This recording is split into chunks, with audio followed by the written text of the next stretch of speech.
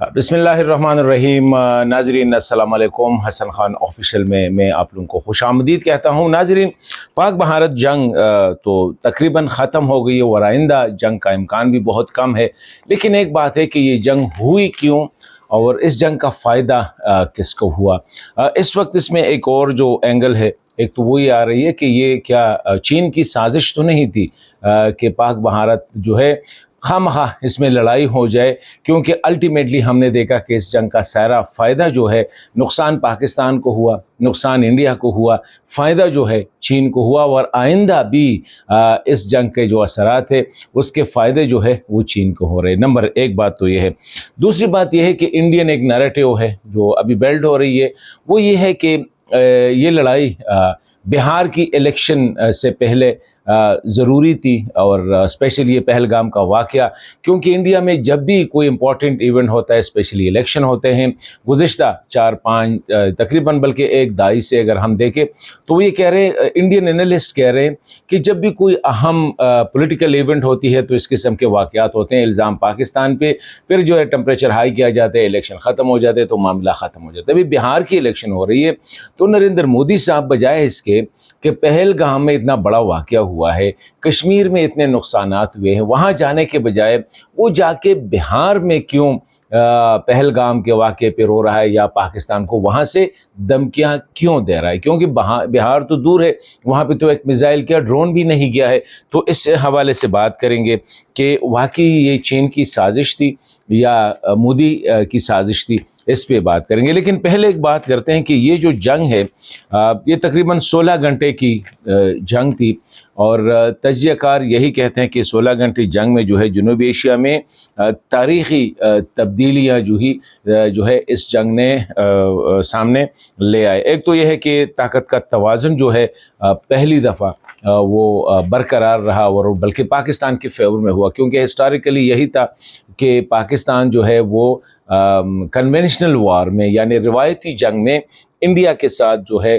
پنگا نہیں لے سکتا، اور انڈیا کنونشنل جو ٹیکنالوجی ہے، ہاؤ ایئر فورس ہے، نیوی ہے یا بری فوج ہے، اس میں پاکستان سے بہت ایڈوانس ہے۔ لیکن اس 16 گھنٹے نے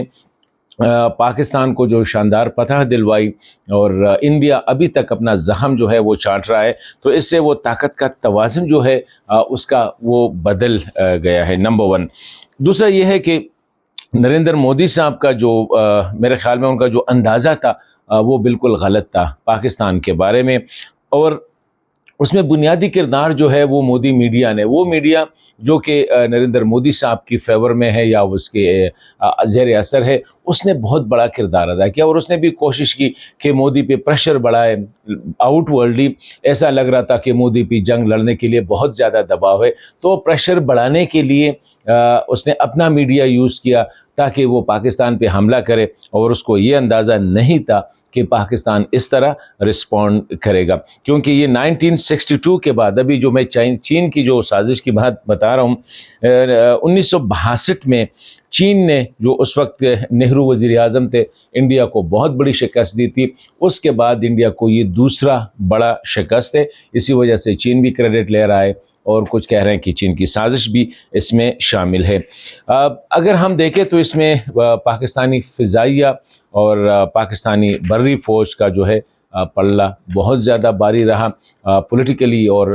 ڈپلومیٹیکلی پاکستان کو بہت زیادہ اس کا جو پذیرائی ملی انٹرنیشنلی، ابھی تک اس پہ ڈسکشن ہو رہی ہے۔ لیکن اسٹریٹجک اگر ہم دیکھیں 3 امپورٹنٹ اس کے جو اسٹریٹجک اہداف اگر وہ دیکھیں، پہلی بات تو یہ ہے کہ پاکستان کے اپنے وہ جو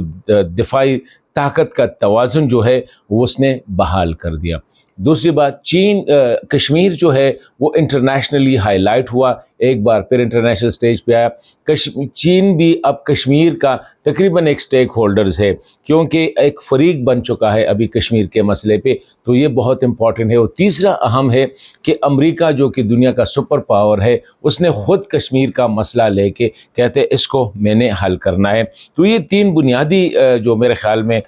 پاکستان کے فیور میں آ رہے ہیں، اور پاکستان اس کو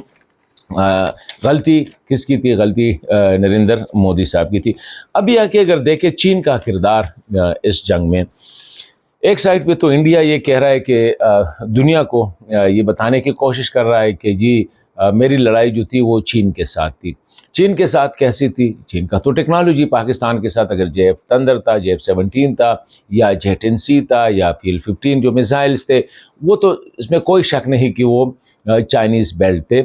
لیکن چائنیز ٹیکنالوجی پہ کوئی اتنا ٹرسٹ بھی نہیں کرتا تھا۔ اگر آپ دیکھیں اس کے برعکس انڈیا کے ساتھ جو ٹیکنالوجی ہے وہ ویسٹرن ٹیکنالوجی اور اسٹیبلش ٹیکنالوجی، مطلب یہ کہ وہ جس نے جنگوں میں حصہ لیا، اس کو تجربہ کیا گیا ہو، جیسے کہ رافیل میں جو جہاز تھے وہ دنیا کی بہترین جہازوں میں سے ایک ہے، نمبر 1۔ اسی طرح S-400 جو دفاعی نظام ہے یہ ورلڈ کا بیسٹ دفاعی نظام تھا، جو کہ بیک وقت اگر پاکستان سے 100 بھی چلے جاتے جہاز یا میزائل چلے جاتے تو اس کو ہینڈل کر سکتا تھا۔ اور یہی وجہ ہے کہ نریندر مودی اتنا ٹرسٹ تھا S-400 پہ کہ وہ یہ کہہ رہا تھا کہ یہ پاکستان سے انڈیا میں پرندہ بھی نہیں آ سکتے، مطلب کہ وہ اتنے وہ جو تھے کانفیڈنٹ تھے۔ اب چین کی سازش کیوں لوگ کہہ رہے ہیں کہ یہ تو خیر غلط بات ہے کہ یہ لڑائی چین نے لڑی ہے، چین کی ٹیکنالوجی تھی وہ پاکستان، تو اس کا یہ مطلب تو نہیں ہے کہ اگر انڈیا نے فرانس کے جہاز استعمال کیے تو یہ لڑائی فرانس کی تھی، یا روس کے امریکہ کے جہاز استعمال کیے، یا روس کا جو دفاعی نظام استعمال کیا، تو اس کا یہ مطلب تو نہیں ہے کہ امریکہ نے یہ جنگ امریکہ یا فرانس یا روس کے خلاف تھی پاکستان کی، بلکہ ٹیکنالوجی جو تھی ویسٹرن ٹیکنالوجی اور چائنیز ٹیکنالوجی کے درمیان یہ مقابلہ رہا، اس میں کوئی شک نہیں۔ اب فائدہ چین کو کیسے ہوا؟ نمبر 1، چین جو تھا اس خطے کا اب ایک ڈیفینیٹلی ایک ڈیسائیڈنگ پاور کے طور پر، جو طاقت کے طور پر سامنے آ گیا ہے، نمبر 1۔ دوسری بات یہ ہے کہ چین کی جو ٹیکنالوجی تھی جو ابھی تک جو ہے وہ سب سٹینڈرڈ سمجھی جاتی تھی کہ شاید چین کی ٹیکنالوجی جو ہے جس طرح ان کی باقی اشیاء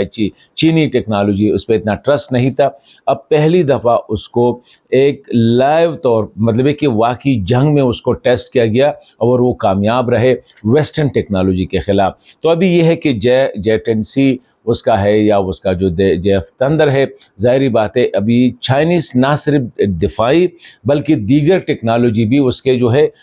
وہ اب دنیا کا اس پہ ٹرسٹ بڑھ گیا ہے۔ اب آگے کیا ہو رہا ہے؟ چین جو ہے اب آہستہ آہستہ پولیٹیکل ایشوز میں جو خطے کے ہیں اس میں بھی وہ حصہ لے رہا ہے۔ وہ کیسے؟ ایک تو کشمیر کا جس طرح میں نے کہا کہ وہ بالکل ایک فریق بن رہا ہے، اسی طرح جو